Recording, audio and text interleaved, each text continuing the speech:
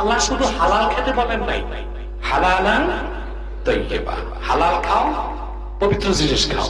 তার পার্থক্য কি? এখানে আম ও খাসের সম্পর্ক। প্রত্যেক তাইয়্যিবা হালাল, কিন্তু প্রত্যেক হালাল তাইয়্যিব না হইতে পারে। তাইয়্যিবের ব্যাখ্যা কি? ইমাম জালালউদ্দিন সুয়ুতী রাহমাতুল্লাহ হালালান তাইয়্যিবার ব্যাখ্যায় লেখেন, সব খাদ্য হালাল হলে খাওয়া যায় না। আল্লাহ বলেছেন হালালান তাইয়্যিবা, অর্থাৎ হালাল খাও। তাইয়্যিবা মানে মুস্তালাজ্জাত, সুস্বাদু, স্বাস্থ্যকর, উপকারী খাদ্য খাও। শুধু একটা কথাই বলবো,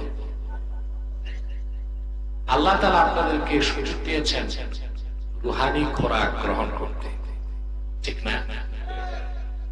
খাদ্য দুই প্রকার, আম্মাল গিযাউ ফাহুয়া নাওআন। খাদ্য দুই প্রকার, গিযাউন তাকুমু বিহিল আবদান ওয়া গিযাউন তাকুমু বিহিল আরওয়াহ। এক প্রকার খাদ্য যা খেলে স্বাস্থ্য ঠিক থাকে, দেহ বেঁচে থাকে, না খেলে ক্ষুধা লাগে, দেরি করলে মানুষ মারা যায়।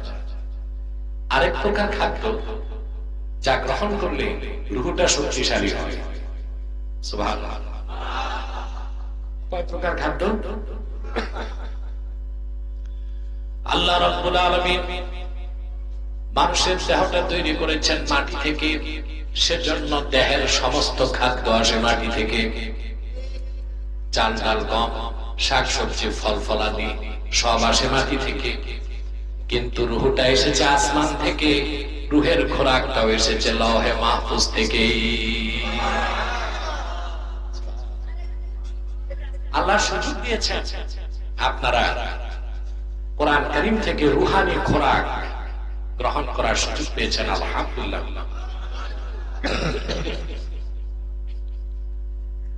আমরা খুশি, আল্লাহ তাআলা খুশি। বেজার শুধু শয়তান, শয়তানের চেলাচামুটা রবেছে। আমি ভাবছিলাম শয়তানের চেলাচামুটা কমছে, দেখি না কমে নাই, এখনো আছে কাটকি মেরে। গতকাল সিলেটে আলিয়া মাঠে প্রোগ্রাম ছিল, বুঝলেন? দিনে প্রোগ্রাম ছিল সিলেট কমলগঞ্জ। আমি যে ল্যান্ড করেছি আলিয়া মাঠে, রাতে প্রোগ্রাম ছিল। তাহরিকে খাতমের উপর সিলেট মহানগর শাখার থেকে খাতমের উপর মহাসম্মেলন। কিন্তু পাশেই দুইটা কনসার্ট, একটা ইন্টারন্যাশনাল স্টেডিয়ামে পিপিএন এর অনুষ্ঠান, গান বাজনা, কিছু পাগল ছাগল আছে না, কিছু গায়ক এরা গেছে, ওরা সেলিব্রেট। আবার ঠিক পাশে পিছে জেলা প্রশাসক আরেক কনসার্ট, অথচ তাদের লজ্জাও হলো না, এত বড় প্রোগ্রাম আলিয়া মাঠে কনসার্ট হয় কেমন? একে তো চুরি, আবার সিনা চুরি। মাইক তো ছিল প্রচুর, ওরা ওদের কনসার্টে যেন আওয়াজ না যায়, পুলিশ এসে 6টা মাইক কেটে গেছে, বুঝলেন? সুবহানাল্লাহ। আমি যে দেখি আলিয়া মাঠ কানায় কানায় পূর্ণ, লাখের কাছাকাছি মানুষ। যত যুবক স্টেডিয়াম ছেড়ে, কনসার্ট ছেড়ে তাদের স্রোত ছিল আলিয়া মাঠে। তারপর আমি বললাম, কোরআনের মাহফিল বন্ধ করে কনসার্ট চালাবার দুঃসাহস কে দিয়েছে? মাইক চল এবং মাইক সবগুলো আমি চালু করেছি, আলহামদুলিল্লাহ। আজকে সিলেট থেকে আমার কাছে অনুমতি চাওয়া হয়েছে, সর্বদলীয় আলেম ওলামা একটা আন্দোলন করতে চেয়েছিল, আমি বলেছি না, ওরা তো হার মেনেছে, ঠিক না? আন্দোলনের দরকার নাই, আমরা তাদেরকে তওবার সুযোগ দিচ্ছি। কারণ এতে তৃতীয় পক্ষ আবার সুযোগ নিয়ে দেশে একটা অরাজকতা সৃষ্টির চেষ্টা করবে। তাহলে বোঝা যায় শয়তানের চেলাচামুটা একেবারে যায় নাই, ঘাপটি মেরে বসে আছে। শয়তান বেজা, তার চেলাচামুটারও বেজা, কিন্তু আমরা খুশি। আসতে পারছেন, খুশি না? আলহামদুলিল্লাহ। আমি খুব দেরি করবো না, খুবই ক্লান্ত। আজকের দিনে মাহফিল ছিল আপনাদের পরিচয় কুমিল্লা।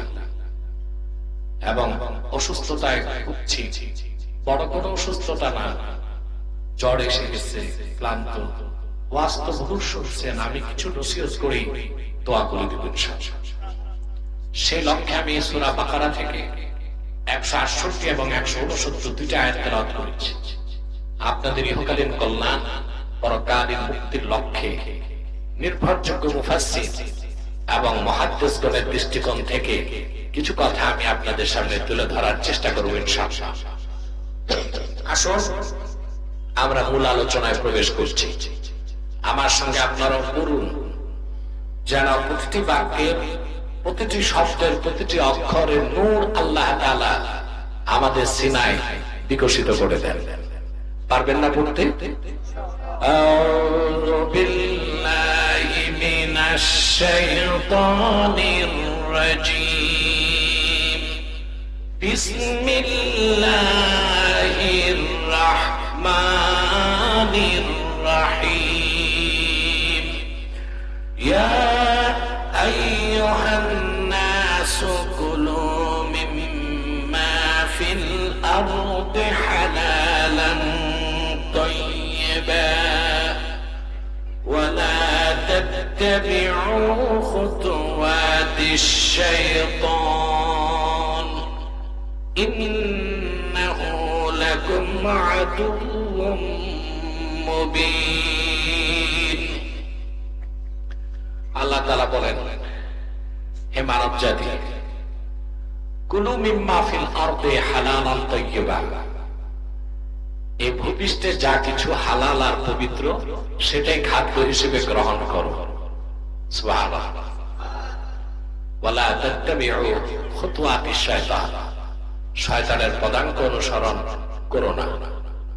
ইন্নাহু লাকুম আদুউম মুবিন, নিশ্চয় শয়তান তোমাদের প্রকাশ্য দুশমন। আল্লাহ তাআলা হালাল খেতে শুধু মুমিনদেরকে বলেন নাই, বরং সকল মানুষকে বলেছেন।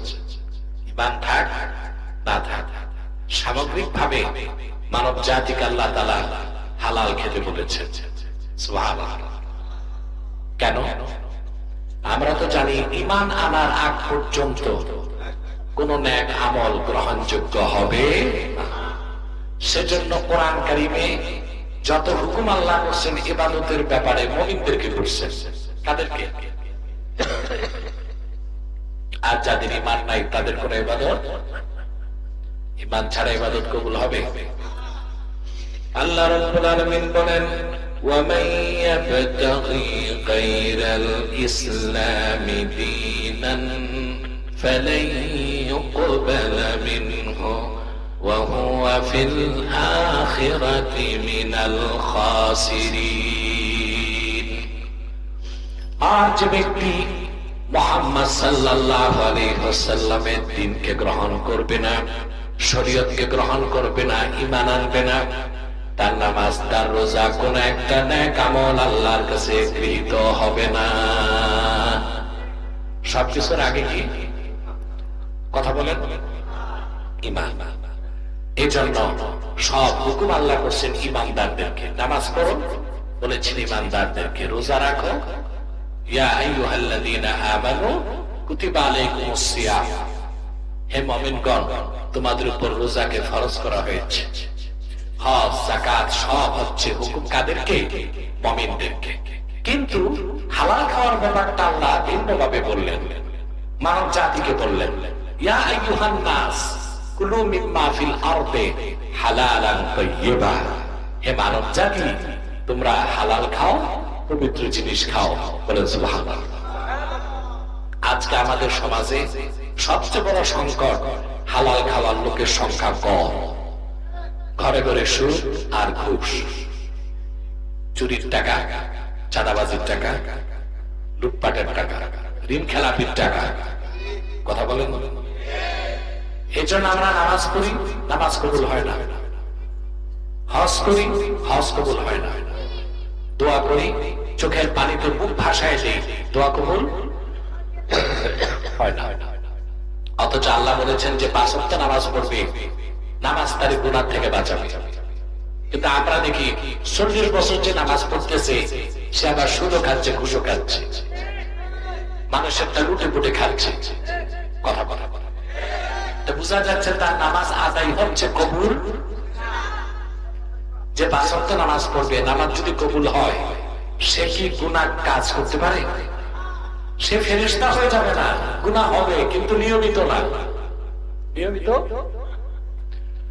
আল্লাহ রাব্বুল আলামিন বলেন, উতলু মা উহিয়া ইলাইকা মিনাল কিতাবি ওয়া আকিমিস সালাহ ইন্নাস সালাতা তানহা আনিল ফাহশাই ওয়াল মুনকার। আল্লাহ রাব্বুল আলামিন বলেন, প্রিয় হাবিব মুহাম্মদ সাল্লাল্লাহু আলাইহি ওয়াসাল্লাম, আপনার উপর অবতীর্ণ কোরআন আপনি তিলাওয়াত করুন, নামাজ প্রতিষ্ঠা করুন। সুবহানাল্লাহ বলেন। নিশ্চয়ই ইমানদারের নামাজ তার সব গুনার কাজ, অশ্লীল কাজ থেকে বাঁচায়। তা আমরা কেমন নামাজ পড়ি? যে নামাজও পড়তেছি, চুরি চামারিও করি, সুদ ঘুষও খাই, খারাপ কাজ ছাড়তে পারি না। তার মানে নামাজ পড়তেছি, আদা হচ্ছে, কবুল।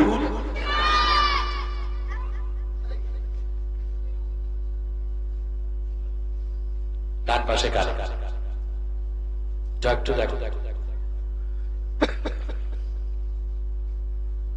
মনে রাখবেন, ইমানদারের নামাজ তাকে গুনার কাছ থেকে বাঁচাবে। বাঁচাবে না? কথা বলা। আপনার তো ইমানদারের নামাজ পড়েন না, আপনাদের রিজিকের সমস্যা, কাপড়ের সমস্যা, মসজিদে যে টাইলস যে দিছে সে সুদের টাকা থেকে দিছে। কথা বলা।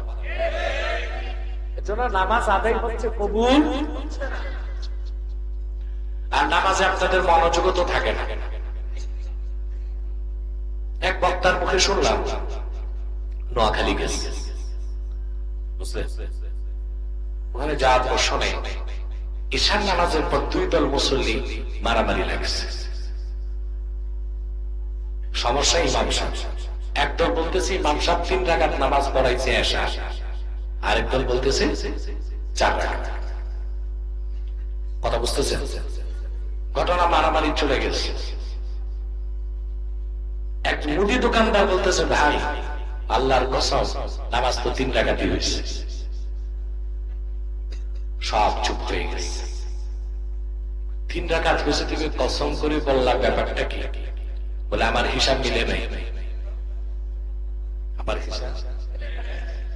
তার মানে? বলে আমি সারাদিন দোকানদারি করি, এশার আজান দিলে দোকান বন্ধ করে মসজিদে ঢুকি ওযু করি। একদিকে ইমাম সাহেব সূরা কেরাত পড়ে, আরেকদিকে আমি হিসাব মিলাই, কি কিনলাম কি বেচলাম। তো প্রতিদিন 4 রাকাত হতে আমার হিসাব মিলে, আজকে মিলে নাই, তার মানে 1 রাকাত কম হয়েছে। এরকম দোকানদারের মতো নামাজ যদি পড়েন 40 বছর, নামাজে খুশু লাগবে, খুজু লাগবে, রিজিক হালাল হইতে হবে। সুবহানাল্লাহ। যত নামাজ পড়বেন কবুল হবে, অন্তরে নূর পয়দা হতে থাকবে। সুবহানাল্লাহ। আল্লাহ তাআলা বলেছেন, মানব জাতি তোমরা হালাল খাও। এখন যাদের ঈমান নাই তাদের হালাল খেলে লাভ কি? প্রশ্ন আসে না? দেখো, প্রতিটা খাদ্যের একটা প্রভাব মানুষের দেহে, মস্তিষ্কে এবং মনে প্রভাব বিস্তার করে। যেমন যে এলাকার লোক শুকরের গোশত খায়, ওদের আচরণে নির্লজ্জ ভাব প্রকাশ পায়। ইউরোপ আমেরিকার মানুষ, ওদের প্রিয় খাদ্য কি?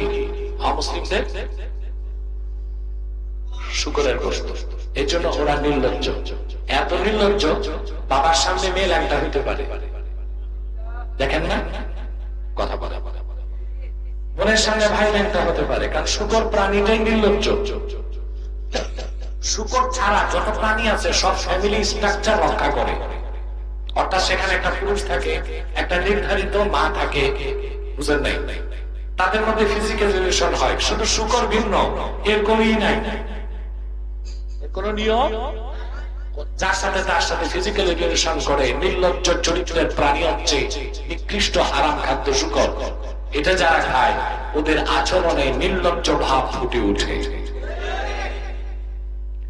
কথা বুঝতেছেন? যে এলাকার মানুষ সাপ খায়, বুঝলেন? সাপের চরিত্র হচ্ছে দ্রুত অ্যাক্টিভিটিস, মাথা রাখতে পারে দ্রুত সাপ, বুঝলেন? খুব বিষাক্ত পাইথন কয়েক সেকেন্ডে কয়েকবার ছবল দিতে পারে। এখন এই যারা ইউরোপ আমেরিকাতে ড্যান্সার নাচে, ওরা প্রচুর সাপের গোশত খায়, আচরণটা তাদের মধ্যে আসে, তারাও দ্রুত নাচানাচি করতে পারে। এর জন্য প্রতিটা খাদ্যের একটা প্রভাব মানুষের মস্তিষ্কে, মনে আর চরিত্রে প্রভাব বিস্তার করে বলেই আল্লাহ তাআলা কাফের মুশরিকদেরও বলেছেন হালাল খাও, অন্তত দুনিয়ায় ভালো থাকতে পারবা, পরকালে কোনো লাভ নাই। এখন বলেন মুমিনের জন্য হালাল খাবার গুরুত্ব কত বেশি?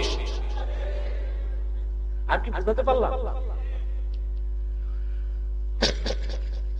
আমার ভাইরা, যতক্ষণ পর্যন্ত মুমিন হালাল খাবার না খাবে তার নাজাত নাই। এই আয়াতের ব্যাখ্যা ইমাম কুরতুবী আব্দুল্লাহ ইবনে সাহাল থেকে বর্ণনা করেন, আন-নাজাতু ফি সালাসাতিন আকলিল হালাল ওয়া আদাইল ফারাইজ ওয়াল ইক্তিদাই বিন নবী সাল্লাল্লাহু আলাইহি ওয়াসাল্লাম। ঈমান আনার পরে কোন বান্দা যদি মাত্র তিনটা কাজ করতে পারে সে নাজাত পেয়ে যাবে। এক সেকেন্ডের জন্য সে কবরে শাস্তি পাবে না, জাহান্নামে শাস্তি পাবে না, বিনা আযাবে ফার্স্ট চান্সে আল্লাহর বেহেশতে সে যাবে। কয়টা কাজ? জোরে বলেন। আন-নাজাতু ফি সালাসা, তিনটা কাজে নাজাত। ঈমান আনার পর যে তিনটা কাজ করলে বান্দা নাজাত পাবে, তার প্রথমটা হচ্ছে আকলিল হালাল, হালাল খাওয়া। কি খাওয়া? ওয়া আদাইল ফারাইজ, ফরজ আর ওয়াজিবগুলো আদায় করতে হবে।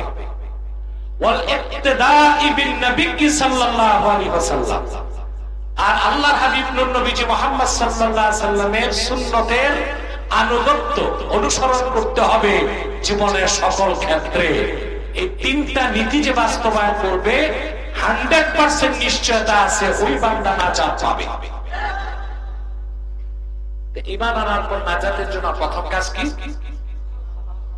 কথা হালাল। আমাদের দেশে সুফি দরবেশের অভাব নাই, হালাল খাওয়ার লোকের খুব অভাব। আমার দৃষ্টিতে ফিতনার যুগে হালাল যে খায় যে মুমিন, তার চেয়ে বড় বুজুর্গ আর কে আছে? বর্তমানে হালাল খাওয়াটাই সবচেয়ে বড় সাধনা। আপনি যখন হালাল খাবেন আপনার ইবাদত কবুল হবে, দোয়া কবুল হবে, ঠিক না? আমরা এত দোয়া করি কবুল হয় না, রাগ করি আল্লাহর সাথে, তোমার এত ডাকি তুই দোয়া কবুল করো না। আরে ভাই, দোয়া কবুল হবে কেমনে? আপনি তো হালাল খাচ্ছেন না। দোয়া কবুলের দুইটা শর্ত, আকলুল হালাল, সিদকুল মাকাম। জবান পাক করতে হবে, মানে সত্য কথা বলতে হবে, আর হালাল খেতে হবে। আমাদের জবানও না পাক, রিজিকটাও না পাক। সুবহানাল্লাহ। জবান পাক মানে কি? সত্য কথা বলবেন, কেবল শিকায়ত করবেন না, চুগলখড়ি করবেন না। আপনার তো চায়ের স্টলে বসলেই মানুষের আমল নামা নিয়ে কথা বলে, নিজের আমল নামার খবর নাই, আরেকজনের আমল নামা সে বলতেছে এইটা করছে সেটা করছে। আরে ভাই, তুমি কি ভালো করছো ওইটা কর। আপনি যদি মুমিন হবার পর জবানটা পাক করেন, খাবারটা হালাল খান, আল্লাহ আপনাকে বেহেশতে উঁচু মাকাম দান করবেন। আল্লাহ হাবিব ইরশাদ করেছেন, ইন্না ফিল জান্নাতি গুরাফা তুরা যুহুরুহা মিন বুতুনিহা ওয়া বুতুনুহা মিন যুহুরিহা আল্লাহ জান্নাতের মধ্যে কিছু খাস কামরা আছে, যে কামরাগুলোর সুবহানাল্লাহ বাহির থেকে ভিতর দেখা যায়, ভিতর থেকে বাহির দেখা যায়। ফাকামা আরাবিয়ুন ফাকালা লিমান হাযিহি ইয়া রাসূলুল্লাহ। এক বেদুইন সাহাবী দাঁড়ায় বললেন, ইয়া রাসূলুল্লাহ সাল্লাল্লাহু আলাইহি ওয়াসাল্লাম, বেহেশতের কথা শুনছি, বেহেশতের ভিতরে এত দামি কামরাও আছে, এগুলো আল্লাহ কারে দিবেন? আপনাদেরও জানতে মন চায়? বলবো বাকি হাদিস? হৃদয়ে গেঁথে নিবেন, আমলের নিয়তে শুনবেন। আল্লাহ হাবিব বললেন, লিমান আতাবাল কালাম ওয়া আতামাত তাআম ওয়া আদামাস সিয়াম ওয়া সাল্লা ফিল লাইলি ওয়ান নাসু নিয়াম। আমার উম্মত তার জবানকে পবিত্র করলো, মানুষকে বেশি বেশি আপ্যায়ন করলো, বেশি বেশি নফল রোজা রাখলো, আর রাতে নামাজ পড়লো যখন, সবাই ঘুমায় গেল যখন। এই চারটা কাজ আমার যে মুমিন উম্মত করবে, আল্লাহ তারে জান্নাতের সেই খাস কামরার মালিক বানায় দিবে। সুবহানাল্লাহ। করবেন এই চারটা কাজ? প্রথম হচ্ছে আতাবাল কালাম, জবান পবিত্র রাখবেন, কথা পবিত্র রাখবেন, মিথ্যা বলবেন না। মিথ্যা হচ্ছে না, আমার কথা আছে, কথা কথা কথা। সাহাবায়ে কেরামের রূহানি শক্তি এত বেশি ছিল, তাদের মধ্যে কেউ ভুল করলে দেখতেন থুতু ফেললে রক্ত পড়তেছে, কথা কথা। সাহাবায়ে কেরামের এত রূহানি শক্তি ছিল, ভুলেও যদি তারা গীবত করতেন তো দেখতেন যে থুতুর সাথে রক্ত। কারণ আল্লাহ কোরআনে বলেছেন, যে মুসলমান আরেক মুসলমানের গীবত করে সে যেন মৃত ভাইয়ের গোশত খায়। এজন্য সাহাবায়ে কেরাম ভুলে গীবত করলে দেখতেন থুতুর সাথে কি। আমাদের তো সেই রূহানি ক্ষমতা নাই, আমরা দেখি না।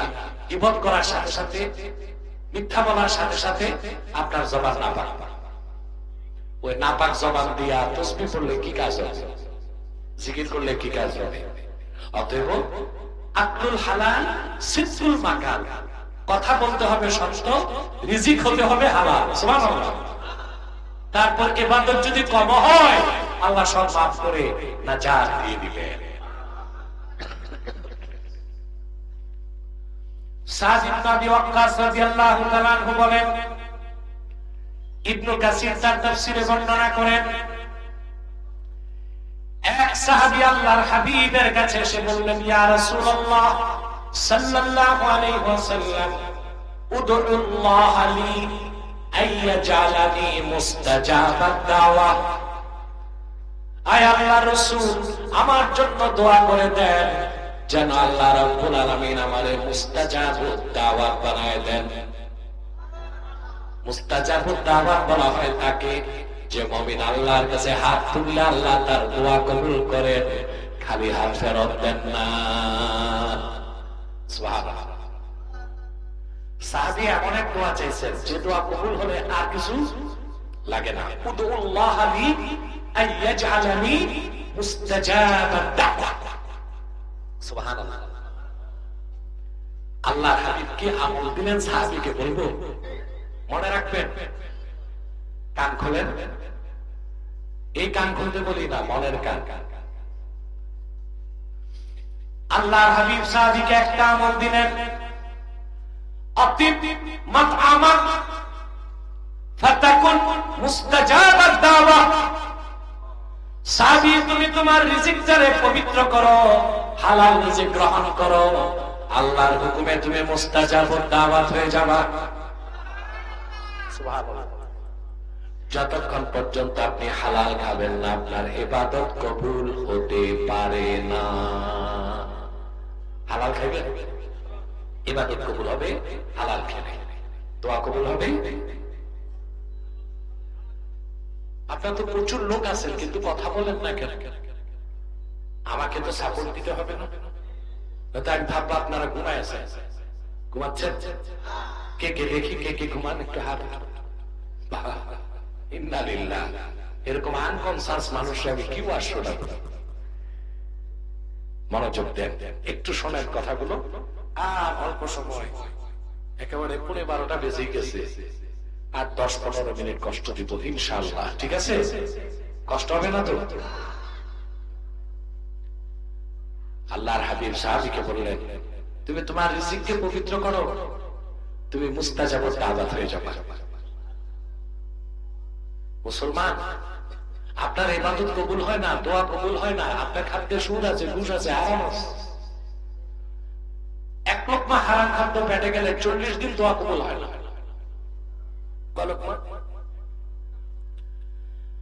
মান দাখালা ফি বাতনিহি লুকমাতু হারামিন লা ইউস্তাজাবু দুআউহু 40 ইয়াওমা। যে মুমিনের পেটে এক লোকমা হারাম খাদ্য প্রবেশ করবে, 40 দিন তার দোয়া কবুল হবে না। কলকমা দেখাতে এক লোকমা না, আপনার তো কোদালের মতো বাসানগুলো খান, এটা লোকমা না, এ 3 আঙ্গুল। 3 আঙ্গুলে যেটা ধরবেন ওইটা কি? লোকমা। এই 3 আঙ্গুল পরিমাণ হারাম যদি কারো পেটে যায়, 40 দিন তার দোয়া কবুল হবে না। অথচ আপনি সকাল সন্ধ্যা কত লোকমা হারাম খাচ্ছেন, আর মসজিদে যে মুনাজাতে কানতে কানতে দাড়িগুলো ভিজায় ফেলতেছেন, দোয়া কবুলের শর্ত তো আপনি পূরণ করতেছেন না। তা হালাল খাবেন? আপনি যদি হালাল খান, মুমিন হন, আল্লাহর কাছে সাহায্য চাইবেন, আল্লাহ দেরি করবেন না, আল্লাহকে আপনি সামনে পাবেন। জোরে বলেন সুবহানাল্লাহ।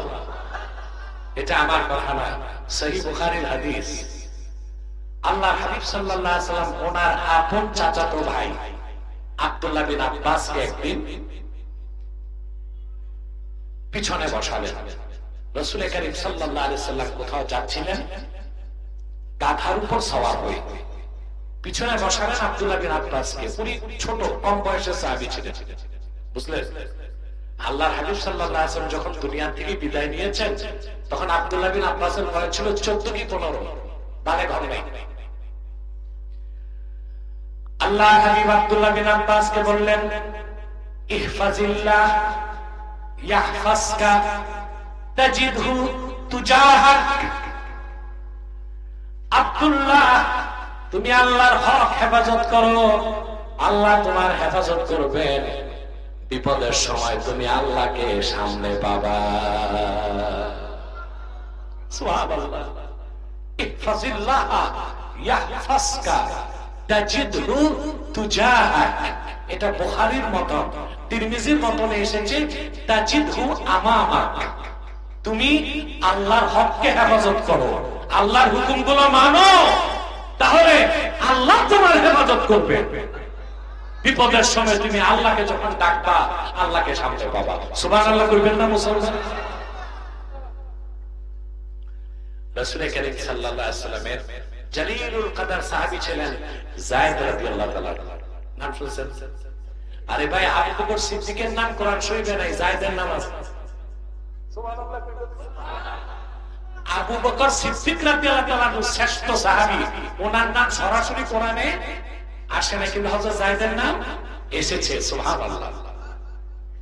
তিনি মক্কা মুকাররমা থেকে তায়েফ যাচ্ছেন। কোথায়? ওনার সঙ্গী ছিল এক মুনাফিক, কিন্তু উনি জানতেন না। কি ছিল? মুনাফিক। মুনাফিক বুঝেন তো? মুনাফিক 2 প্রকার। এক প্রকার হচ্ছে কাফের মুনাফিক, আরেক প্রকার হচ্ছে ফাসিক মুনাফিক। আম্মাল মুনাফিকুল কাফির ফাহুয়া আল্লাযী আযহারাল ইসলাম ওয়া আবতানাল কুফরা। যে ব্যক্তি দেখায় সে মুসলিম, ভিতরে কুফরি, সে লোকটা কাফের মুনাফিক। আল্লাহ তাদের ব্যাপারে বলেছেন, ইন্নাল মুনাফিকিনা ফিদ দারকিল আসফালি মিনান নার। কিন্তু আরেক ব্যক্তি পুরা মুমিন, কিন্তু চরিত্রগুলো মুনাফিকের, সে হচ্ছে ফাসিক মুনাফিক। যেমন বুখারী শরীফে হাদিস এসেছে, 4টা খাসলত যার মধ্যে পাওয়া যাবে। ইযা তুমিনা খানা, ওয়া ইযা হাদাসা কাযাবা, ওয়া ইযা আহাদা ওয়াদারা, ওয়া ইযা খাসামা ফাজারা। যে ব্যক্তিকে আমানতদার বানালে আমানতের খেয়ানত করবে,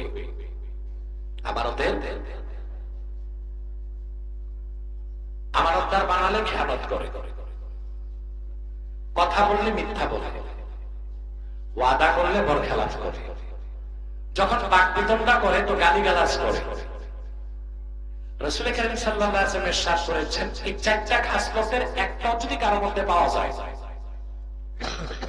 বলা হবে তার মধ্যে মুনাফিকের খাসলত আছে, হাত্তা যতক্ষণ পর্যন্ত ছেড়ে না যায়। কিন্তু আমি দেখছি এই চারটা মুনাফিকের খাসলত পাওয়া যায় বাংলাদেশের রাজনীতিবিদদের মধ্যে। এরা যখন শপথ বাক্য পাঠ করে তখন এদেরকে আমানতদার বানানো হয় না,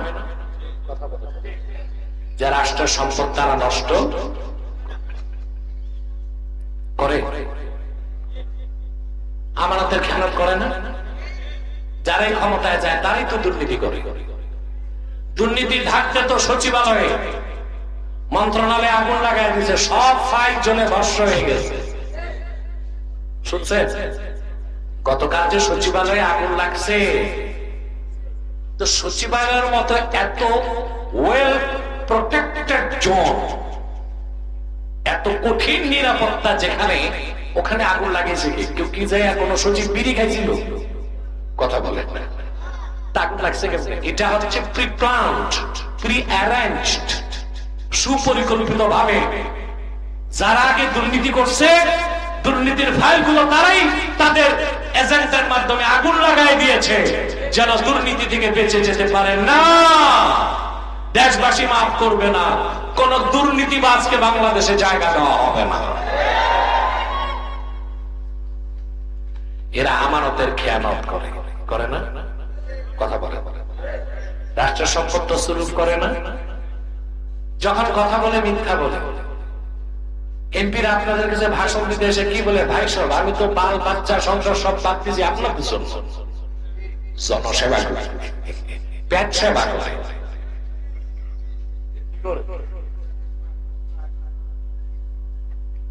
পেট সেবা করে, কি করে?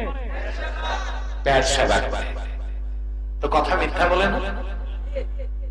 এই যে আমাদের বিশেষ অতিথি রাজীব সাহেব বলে গেছে, কিছু দুর্নীতিবাজ নারায়ণগঞ্জকে কলঙ্কিত করছে সারা বাংলাদেশে। চুরি চামারি দুর্নীতি কিছুই বাদ দেয় নাই, বলতো 70 রাকাত তাহাজ্জুদ পড়ে। আর আমি দেখছি নামাজ চলাকালীন সে সিগারেট খায়, ফরজ নামাজ যে পড়ে না, ও 70 রাকাত তাহাজ্জুদ পড়ে। তাও কি বিশ্বাসযোগ্য কথা? এখন কইছে খবর নাই। জালেমকে আল্লাহ তাআলা ছাড় দেন, ছেড়ে দেন না, ছেড়ে দেন। 3 নাম্বার, এরা যখন ওয়াদা করে বরখেলাফ করে। কি করে? ওয়াদা করে আপনাদেরকে, ভাই সব আমাকে নির্বাচিত করুন, পুকুরগুলো মাছ দিয়ে ভরে দিব, গোলাগুলো ধানে, 3 বেলা আপনাদেরকে সোনার চামচে রূপার বাটিতে দুধ ভাত খাওয়াবো।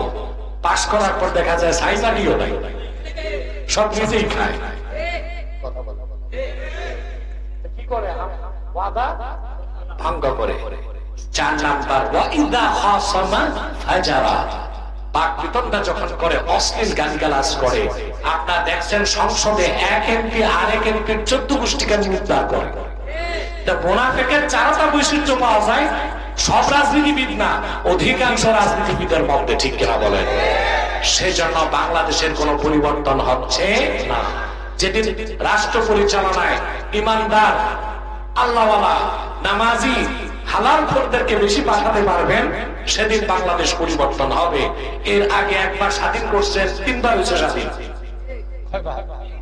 47-এ, 71-এ, কেউ বলে 75-এ, আবার 2024-এ। এই 70 বার স্বাধীন করলে কাজ হবে না, সেটআপ চেঞ্জ হবে, পলিসি চেঞ্জ না করলে কোনো লাভ।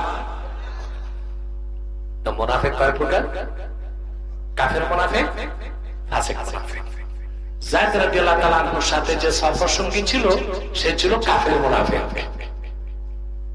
তাইফে যাওয়ার পর হযরত যায়েদ ক্লান্ত দেখুনি পাহাড়ের গুহায় ঘুমায় গেছেন।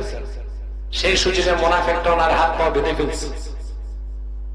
চোখ খুলে হযরত যায়েদ দেখেন যে তার সফর সঙ্গী যে এতক্ষণ তার সাথে সফর করছে তার হাতে তরবারি।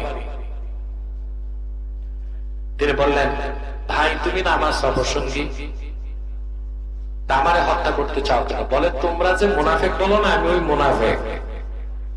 আমি তো কালেমা পড়ছি দেখাইতে, আমি আসলে মুসলমান না, মুনাফিক। যাই বললেন, ঠিক আছে ভাই, তুমি মুনাফিক ঠিক আছে, তা আমারে মারবা কেন? তো মুনাফিকটা জবাব কি দিল শোনে, লিআন্নী আ'লামু আন্না মুহাম্মাদান সাল্লাল্লাহু আলাইহি ওয়াসাল্লাম ইউহিব্বুক ওয়া আনা উবগিদুহু। আমি জানি মুহাম্মদ সাল্লাল্লাহু আলাইহি ওয়াসাল্লাম তোমাকে স্নেহ করেন, আর মুহাম্মদ সাল্লাল্লাহু আলাইহি ওয়াসাল্লামের প্রতি আমি দুশমনী রাখি। তোমাকে হত্যা করলে আল্লাহর রাসূল কষ্ট পাবেন, এটাই আমার লাভ।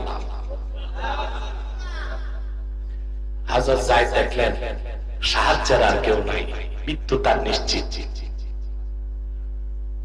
পাহাড়ের গুহার ভিতর থেকে হযরত যায়েদ আকাশ পানে তাকায় আমার আল্লাহকে মাত্র একবার ডাক দিছে, আগিসনি ইয়া রহমান।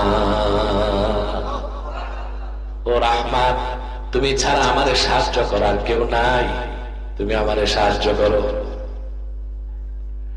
সঙ্গে সঙ্গে দেখা গেল দূর থেকে ধমকের আওয়াজ আসলো, লা তাকতুলহু ইয়া ফুলান, ওহে মুনাফিক, আল্লাহর হাবিবের সাহাবীকে হত্যা করো না।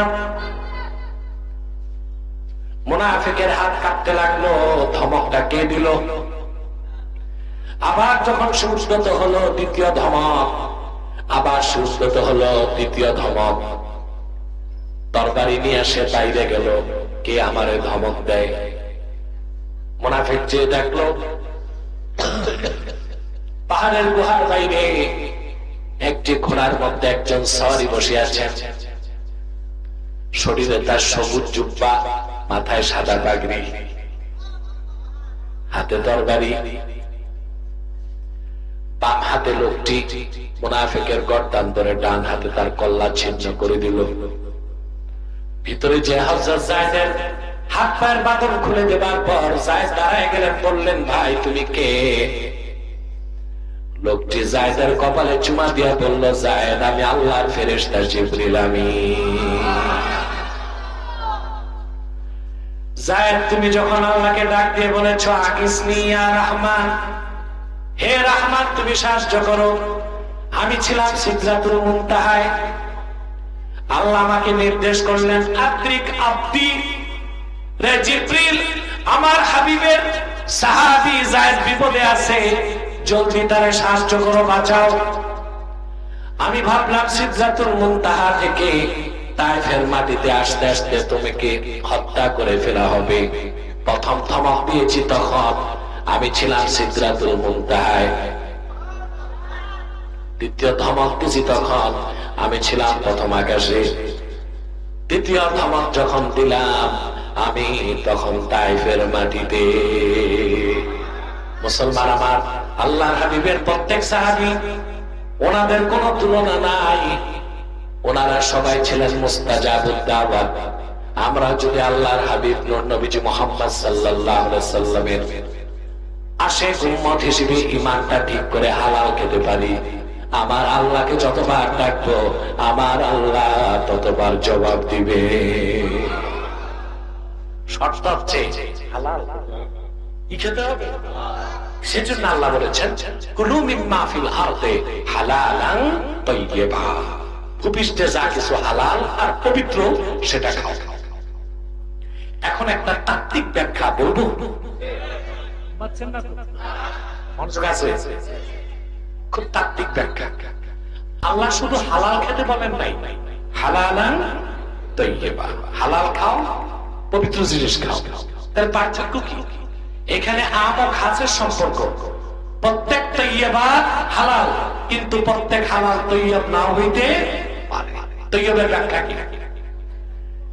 ইমাম জালালউদ্দিন সুয়ুতী রাহমাতুল্লাহ হালালান তাইয়্যিবার ব্যাখ্যায় লেখেন, সব খাদ্য হালাল হলে খাওয়া যায় না। আল্লাহ বলেছেন হালালান তাইয়্যিবা, অর্থাৎ হালাল খাও, তাইয়্যিবা মানে মুস্তালাজ্জা, সুস্বাদু, স্বাস্থ্যকর, উপকারী খাদ্য খাও। সুবহানাল্লাহ। শুধু হালাল খেতে আল্লাহ বলেন নাই, হালাল খাও, সুস্বাস্থ্যকর খাদ্য খাও। সুবহানাল্লাহ বলবেন না?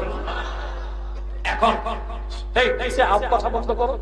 প্রতি বছর আমাকে ওরা মেন্টাল টর্চার করে, কিছু বাচ্চা কথা বলে, হইচই করে, এদেরকে আদর তমিজ নাই। এই 2-4-6টা আসে কোথ থেকে, ওদেরকে দূরে বসান বা মাঠে বসান। মেন্টাল টর্চার করলে কি কথা বলা যায়? আল্লাহ হালাল খেতে বলছেন না, তাইয়্যিবা অর্থাৎ হালাল খাও, সুস্বাদু, সুস্বাস্থ্যকর খাদ্য খাও। সুবহানাল্লাহ। যা মুকাউমি লিল আবদান, দেহের জন্য যা শক্তিবর্ধক, ভালো, সুস্বাদু। সুবহানাল্লাহ। সব হালাল কি খাওয়া যায়? কথা বলে। থুতু, আপনার মুখের থুতু কি হারাম? 100% হালাল, কিন্তু তৈয়ব না। এখন ফ্রিজের থুতু দিয়ে একজনে বলেন ভাই একটু চাটেন, লোকটা বলবে এটা কি বলবে? বলবে হালাল তো, খাইতে সমস্যা কি? আপনি বলবেন ভাই সব হালাল খাওয়া যায় না, হালাল তৈয়বা, হালাল হতে হবে, সুস্বাদু হতে হবে, দেখতে সুন্দর লাগবে। সুবহানাল্লাহ। এবার আসেন হালাল তৈয়বার, তৈয়বার একটা সুন্দর ব্যাখ্যা করছেন ইমাম শাফি রাহমাতুল্লাহ, যা আল্লামা মাহমুদ আলুসি তাফসীর রুহুল মাআনির প্রথম খণ্ডে বাক্যটা এনেছেন। আমি ইমাম শাফির স্টেটমেন্ট শোনাচ্ছি। সুবহানাল্লাহ। وقال الإمام الشافعي رحمه الله المراد به ما تستطيبه الشهوة المستقيمة الناشئة من مجاز الصحيح। একজন সুরুচিপূর্ণ মানুষের সুস্থ বিবেক যেটারে ভালো খাদ্য বলে, সেইটাই তৈয়ব খাদ্য বলে গণ্য হয়। শর্ত হচ্ছে যার রুচি ঠিক, মেজাজ ঠিক। যে কাফের বেঈমান, ওর রুচিও ঠিক না, মেজাজও ঠিক না। তাহলে খাঁটি ঈমানদার যেই হালাল খাদ্যকে বলবে যেটা ভালো, সেটা হালাল তৈয়বা বলে গণ্য হবে। বলে সুবহানাল্লাহ। কাফের মুশরিক যদি সার্টিফাইড করে এটা তৈয়ব, ওইটা মানা যাবে না, কারণ তার রুচিও খারাপ, মেজাজও খারাপ। রুচি যে খারাপ তার প্রমাণ কাফের মুশরিকরা কি খায়? কুত্তা, শুয়োর। বৌদ্ধরা সবচেয়ে নিকৃষ্ট খানা খায়। ওরা 5 স্টার হোটেলে বানরের মাথার মগজ দিয়ে ডেজার্ট বানায়। এ তো দেখলেই মেয়ে বলবো। আমি সিঙ্গাপুরে দেখছি বড় বড় শপিং মলে আপনার প্যাকেটের মধ্যে পোকা পোকা পোকা পোকা মাকড়। তো পরে জানলাম যে আমরা যেমন বাংলাদেশে ড্রাই ফিশ, শুটকি শুটকি, এগুলো প্যাকেটে রাখেন না, ওরা পোকা মাকড়, কীট পতঙ্গ, এগুলো শুকায়া প্যাকেট করে রাখতেছে। এগুলো মানুষ $50 $100 দিয়ে কিনে নিয়ে যাচ্ছে। এও কি মানুষ খায়? আর বৌদ্ধদের মধ্যে যেগুলো গরিব, পয়সা নাই, ওরা সবচেয়ে কুখাদ্য খায়। বারবার ওরা তো বৌদ্ধ, এমন কোন কুখাদ্য নাই, এমন কোন প্রাণী নাই যেটা ওরা খায় না। এই জন্য ওদের মেজাজ ঠিক না। জরিপে দেখা গেছে পৃথিবীতে সবচেয়ে বেশি পাগল বার্মাতে। কোথায় সবচেয়ে বেশি পাগল? কোথায়? কারণ কুখাদ্য খায়। কি খায়? তো আমার মনে হয় শিক্ষিত পাগল বাংলাদেশে বেশি, বুদ্ধিজীবী গুলো কথা বলে। আমাদের দেশে জিএমটিটি, জাতে মাতাল তালে ঠিক, বুদ্ধিজীবী গুলো কিন্তু এক ধরনের পাগল। পাগল না? কথা বলে। তো বারবাতে সবচেয়ে বেশি পাগল, তার কারণ হচ্ছে তারা সবচেয়ে বেশি কুখাদ্য খায়, পোকা মাকড়, সাপ বিচ্ছু এগুলো খায়। তো বলছি না আল্লাহ নির্দেশ শুধু হালাল খাওয়া না পবিত্র জিনিস খাওয়া। সেটা কি? স্বাস্থ্যকর, সুস্বাদু, শক্তিবর্ধক। বলেন সুবহানাল্লাহ। এখন একটা মাসালা বলি। আপনাদের মধ্যে একটা বিতর্ক আছে, সিগারেট খাওয়া কি ঠিক না? বাংলাদেশের সমস্ত আলেমের ফতোয়া সিগারেট বিড়ি এগুলো হচ্ছে মাকরুহ তাহরিমা, কারিবুল হারাম, হারামই। শুধু সিলেট বিভাগ আর চট্টগ্রাম বিভাগের কিছু মৌলবী আছে, ওনারা কয় সিগারেট হালাল, কারণ ওনারা নিজেরাও টানাটানি করে। এমনকি মেহমান গেলেও ফিরিজে পান দেয় না, সিগারেট দেয়, একটু টানে। আচ্ছা ভাই, সিগারেট হালাল কি হারাম এটা পরে, আল্লাহ হুকুম কি শুধু হালাল খাওয়া না সুখাদ্য? পাগল ছাড়া কেউ বিড়ি সিগারেটের সুখাদ্য বলবে? কথা বলে না কুখাদ্য? কথা বলে। আমি দেখছি যারা চেইন স্মোকার নিয়মিত সিগারেট টানে, ওদের মুখ থেকে ছোট বাচ্চাদের পেশাবের গন্ধ আসে। আলেম ওলামা দেখলে মুখে একটা লেমন জুস দেখে, চুষে নিকোটিনের গন্ধ আর ওই চকলেটের গন্ধ মিলে আরো উদ্ভট গন্ধ হয়। এইটা কোনদিন সুখাদ্য হইতে পারে না, হালাল হলেও তো খাওয়া যাবে না। আর সমস্ত উলামায়ে আরাব একমত, শুরবুত তাদখির, বিড়ি সিগারেট পান করা হারাম। আর উলামায়ে হিন্দ, উপমহাদেশের আলেমদের মতে মাকরুহ তাহরিমা। এটা হারাম হওয়ার পিছনে যুক্তি আছে। আত্মহত্যা করা কি জোরে বলে হারাম না? যে নিয়মিত সিগারেট খায় সে তো ধীরে ধীরে আত্মহত্যার দিকে যাচ্ছে। কথা বলে চারটা সিগারেটে যে নিকোটিন থাকে তা যদি পানিতে গুলায় খান সাথে সাথে আপনার মৃত্যু হবে। কিন্তু আগুনে জ্বালায় টানেন বলে আস্তে আস্তে ক্ষতি হয়, লিভার নষ্ট হয়, হার্ট এফেক্ট হয়, মস্তিষ্কের প্রভাব পড়ে, দুর্গন্ধ, ফেরেশতা দূরে সরে যায়। তাহলে বিড়ি সিগারেট হারাম, এতে সন্দেহ আছে? দুই, ইন্নাল মালাইকাতা তাতাআযী মিম্মা ইয়াতাআযী মিনহু ইবনু আদম। মুমিন মুসলমান যে জিনিসে কষ্ট পায়, রহমতের ফেরেশতারাও ওই জিনিসে কষ্ট পায়। তো সিগারেট খাইলে মুমিনের কষ্ট হয় না? ধোঁয়া যে ছাড়ে আশেপাশের লোকের কষ্ট হয় না? একটা হচ্ছে এনভায়রনমেন্ট পলিউশন, পরিবেশ নষ্ট হয়, আরেকটা কি গন্ধ। তা মানুষকে কষ্ট দেওয়া হারাম, ফেরেশতাকে কষ্ট দেওয়া হারাম। কথা বলে না? ইউরোপ আমেরিকা তো মানুষ স্মোক করে, কিন্তু যেখানে সেখানে করতে পারে না। পারে? স্মোকিং জোন আছে এয়ারপোর্টে। আমি কুয়েত এয়ারপোর্টে দেখেছি। আমি বাংলাদেশ থেকে কুয়েত গেলাম, ওখান থেকে আমি সৌদি আরব যাব 2006 সালে, বুঝলেন? কুয়েত এয়ারপোর্টে বসে আছি, ঘোরাফেরা করতেছি, হঠাৎ দেখি একটা ক্লাসরুমের ভিতরে মানুষ যাচ্ছে আর আসতেছে। আমার কৌতূহল জাগলো, এই ক্লাসরুমে কি যে দেখে সহ সিগারেট টানতেছে। বুঝলাম ওটা স্মোকিং জোন। সিগারেট খেতে হলে তুমি স্মোকিং জোনে যাও, অন্য মানুষকে ক্ষতি করা যাবে না। আমাদের বাংলাদেশে কিন্তু একটা আইন হয়েছিল, প্রকাশ্যে সিগারেট খেলে 50 টাকা ফাইন। শুনছেন না? আইনটা হয়েছে, কিন্তু সচিবালয়ের ফ্রিজে ঢুকছে। এটার বাস্তবায়ন। প্রিয় ভাইরা, হালাল খাবেন, পবিত্র জিনিস খাবেন, পারবেন তো ইনশাআল্লাহ? হালাল আর পবিত্র জিনিস যদি ভক্ষণ করেন, আপনার দোয়া কবুল হয়ে যাবে, মুনাজাত কবুল হয়ে যাবে, ইবাদত কবুল হয়ে যাবে। বলেন আল্লাহুম্মা আমিন। এখন সবচেয়ে বড় সমস্যা আরেক জায়গায়। হালাল খেতে হলে হালাল কামাই করতে হবে। কথা বলে হারাম কামাই করে হালাল খেতে চাওয়া অরণ্যে রোদনের মতো, ঠিক না? শরীয়তের একটা উসুল আছে, মা ইউফজি ইলাল ফারজে ফাহুয়া ফারজুন। ফরজের জন্য যে জিনিসটা দরকার ওইটাও কি ফরজ। কথা বলে না? নামাজ পড়া কি? ওযু করা কি? ওযু করা ফরজের জন্য ওযুর পানি খোঁজা কি ফরজ?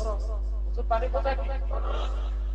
আল্লাহ আপনার উপর ফরজ করেছেন হালাল খাবেন, সেই জন্য হালাল কামাই করাটাও ফরজ।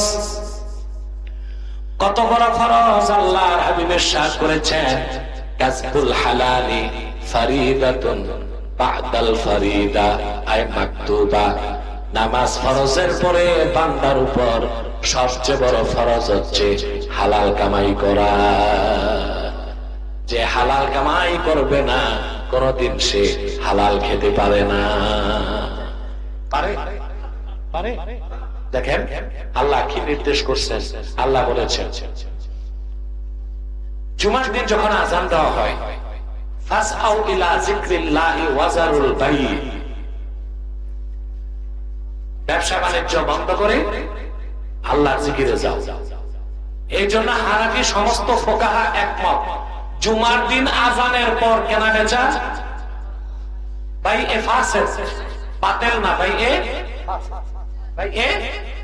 ফাসেদ, ভাই এ বাতিল না ভাই এ ফাসেদ, মাকরুহ তাহরিমা। আপনাকে এই হুকুমটা করেন কথা বলা। পাঠানটুলি বিরাট এক বাজার, দেখা যায় জুমার আযান হয়ে গেছে, আপনি তখনও কেনা বেচা করতেছেন। আরে ভাই আপনার ব্যবসা হারাম হয়ে যাচ্ছে,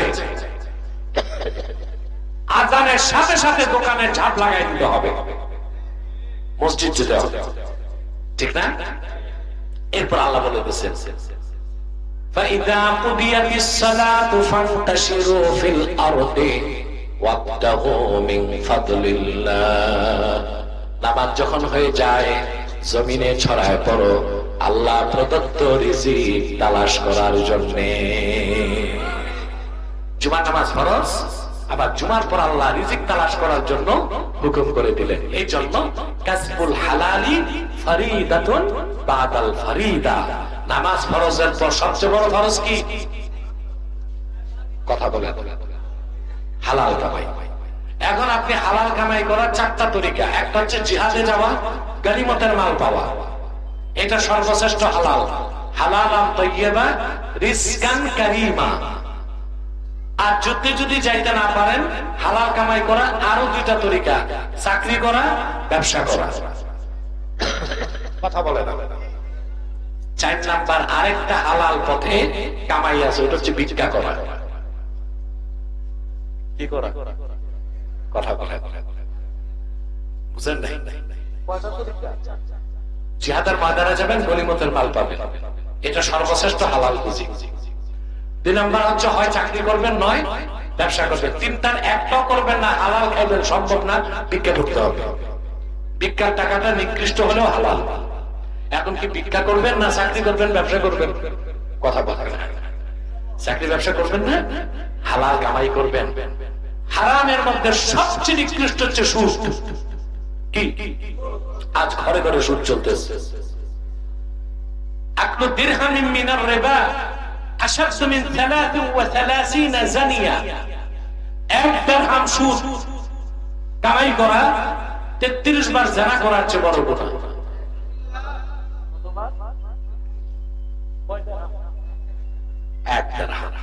তাহলে আপনারা বলেন জানাকার বড় অপরাধী না সুদ? সুদের টাকা সবচেয়ে নিকৃষ্ট হারাম, তারপর ঘুষের টাকা, তারপর হচ্ছে চোরা কারবারি। কিন্তু আমাদের দেশে উল্টা, যে চোরা কারবারি করে এর সবচেয়ে নিকৃষ্ট মনে করে, তারপর যে ঘুষ খায় তার দুর্নীতিবাজ মনে করে, বেশি ঘৃণা করে, আর যে সুদ খায় তাকে আর বললাম না। দেখা যায় মসজিদ কমিটির সভাপতি নয় সেক্রেটারি বানায় বসে আছে, ঠিক না? বলেন কিছু মসজিদ ছাড়া বাংলাদেশের অধিকাংশ মসজিদের কমিটিতে যারা, এরা সুদখোর ঘুষখোর বেনামাজি বড় পদ নিয়ে বসে আছে। দেখা যায় যে নামাজি হালাল করে তারা সদস্য দেয় না, সভাপতি দেয় না, সেক্রেটারি দেয় না, ব্র্যাক ব্যাংকের অফিসার এরে বানায় সভাপতি, আর সেক্রেটারি দিছে যারে সে সাবেক দারোগা। একটা মসজিদ বানাবে, গ্রাম দেশে দেখি শিল্পপতি একটা দাওয়াত করে ঢাকা থেকে, ওই লোক চাই 1 কোটি টাকা দিয়ে আসে মসজিদ বানাই, কিন্তু পুরা টাকাতে ঋণ খেলাপি, ব্যাংক থেকে নেওয়া, ওটা সুদ না? কথা বলা। আমার প্রিয় ভাইয়েরা, 1 কোটি টাকা সুদের টাকা দিয়া মরমর পাথরের মসজিদ বানালা, ওখানে তুমি নামাজ পড়লা, নামাজ আদা হবে, কবুল হবে না। কিন্তু মেহনতি জনতার রক্ত পানি করা ঘামের পয়সা দিয়া খেজুর পাতার ছাউনির মসজিদ যদি বানাও, আমার আল্লাহকে এক একটা সাজদা করলে, আমার আল্লাহকে যদি একটা সাজদা করো, ওই সেজদার দাম 7 আকাশের চেয়ে বেশি দামি হয়ে যাবে। আজকে এতটুকু সবক আপনাদেরকে দিলাম। আমরা হালাল খাবো, পবিত্র জিনিস খাবো, আর হালাল কামাই করব, পারবো না ইনশাআল্লাহ? আসুন আমরা একটু সালাত ও সালাম পরে মুনাজাতের দিকে যাচ্ছি। মহব্বতে